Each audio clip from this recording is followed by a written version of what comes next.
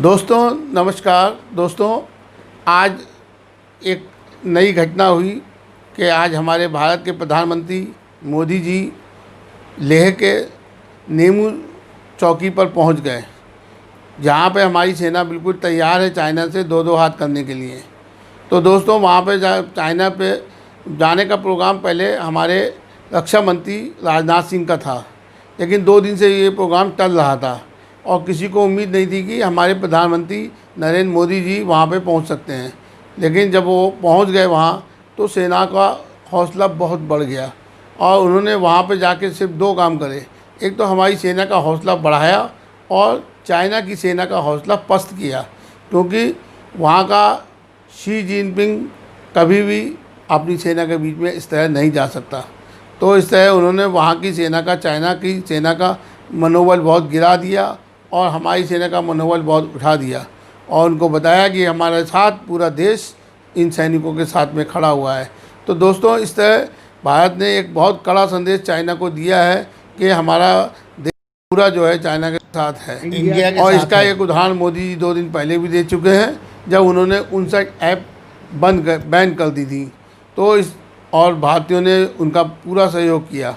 हाँ, हालांकि उसमें एक ऐप जो है पबजी, वो रह गई है, जो हिंदुस्तान में बहुत सारे लोगों को पसंद है और उसके वजह से हिंदुस्तानियों का बहुत टाइम ख़राब होता है।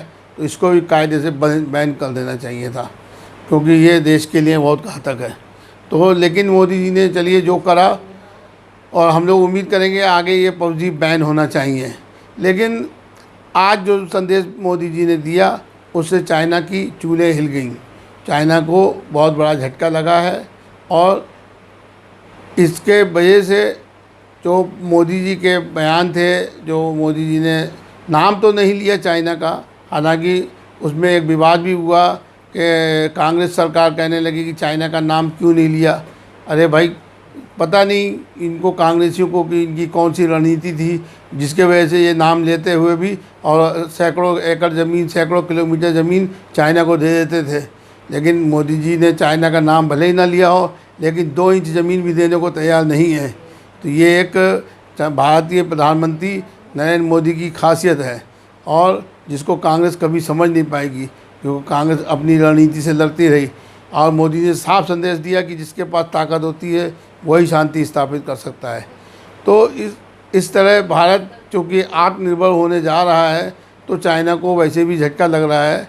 लेकिन भारत ने एक काम और करना चाहिए, जो कि आज के देश, जो छोटे छोटे देश हैं जिनको चाइना कर्जा देता है अपने, क्योंकि वो खर्चा अपना नहीं चला पाते, तो उनके लिए चाइना उनको बहुत सारा कर्जा देता है और कर्जे के बदले में बाद में उम्मीद करता है कि वो अपनी ज़मीन उनको दे दें या उस पर उनका शासन हो जाए।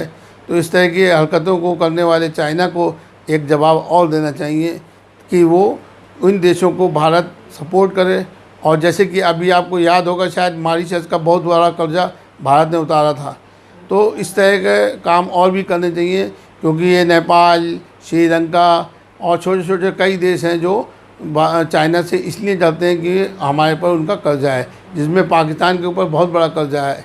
तो इन सब देशों का अगर थोड़ा थोड़ा कर्जा हिंदुस्तान सपोर्ट कर पाए तो सपोर्ट करना चाहिए, और उसके बाद सबको मिलके चाइना को जवाब देना चाहिए।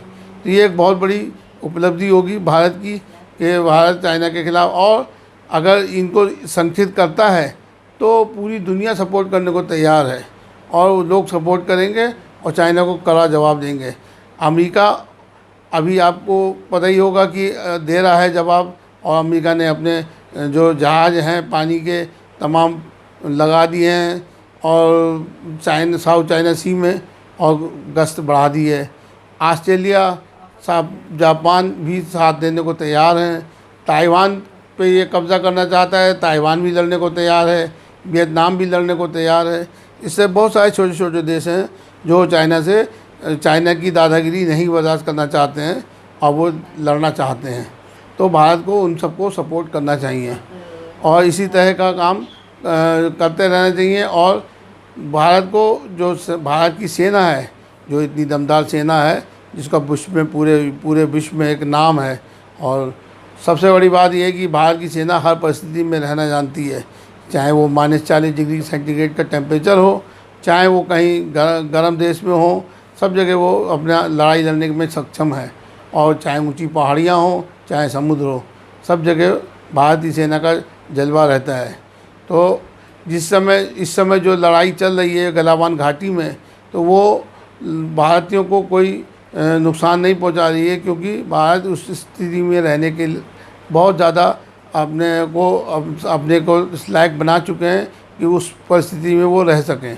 तो इसलिए इस तरह की कोई उनको चिंता की बात नहीं है। हाँ, डेप्सांग जो जगह है, डेप्सांग बहुत ऊंची जगह है जहाँ पे कि पेट्रोलिंग में बड़ी दिक्कत आती है, और चाइना वहाँ पे भारत की पेट्रोलिंग रोकना चाहता है। तो उसको भी भारत के सैनिक निभा लेंगे, क्योंकि उनको इस तरह की ट्रेनिंग दी गई है। और हमें दौलत बेग ओल्डी जो हवाई पट्टी है उसको बचाना है, क्योंकि वो हमारे लिए एक बहुत बड़ा सपोर्ट होगा अगर चाइना से कभी लड़ाई छिड़ती है तो इसलिए दौलत बेग ओल्डी के लिए सड़क बन रही है, जिसके पीछे चाइना परेशान है और जिसकी वजह से चाइना रोज़ ऑपरेशन कर रहा है।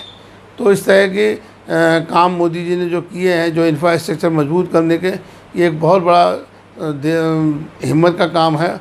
और जो कि मनमोहन सिंह जैसे प्राइम मिनिस्टर कभी नहीं कर पाए। वो तो चाइना से डर के अरुणाचल प्रदेश जैसे जगह में जाते भी नहीं थे, जहाँ की मोदी ने अपनी जर्नी सबसे पहले वहीं से शुरू करी जहाँ मनमोहन सिंह को जाते हुए डर लग रहा था। तो इसलिए ऐसा हिम्मती प्रधानमंत्री अगर हमको मिला है तो हमें चाइना से टक्कर लेने में कोई दिक्कत नहीं होगी। और आज उन्होंने जो सैनिकों का मनोबल बढ़ाया है, एक बहुत बड़ी बात है। और हमारे यहाँ के सैनिकों का मनोबल बढ़ने से चाइना के सैनिकों का मनोबल बहुत गिर गया, क्योंकि उनका जो हेड है वो कभी इस तरह के काम नहीं कर सकता, और वहाँ पे इस तरह की कोई देश की भक्ति की भावना नहीं आती। तो इसलिए वहाँ के सैनिकों का मनोबल बहुत गिर गया। तो इसलिए इस तरह के काम मोदी जी करते रहते हैं, और जो भारत को भी हिम्मत देते हैं, और ये बताते हैं कि पूरा भारत देश एकजुट होकर चाइना का सामना खड़ा करने के लिए तैयार है। तो दोस्तों, इसी के साथ मैं अपनी बात ख़त्म कर रहा हूँ। धन्यवाद। अगर आपको ये मेरा वीडियो पसंद आया हो तो इसको लाइक करें, शेयर करें और सब्सक्राइब करें। धन्यवाद।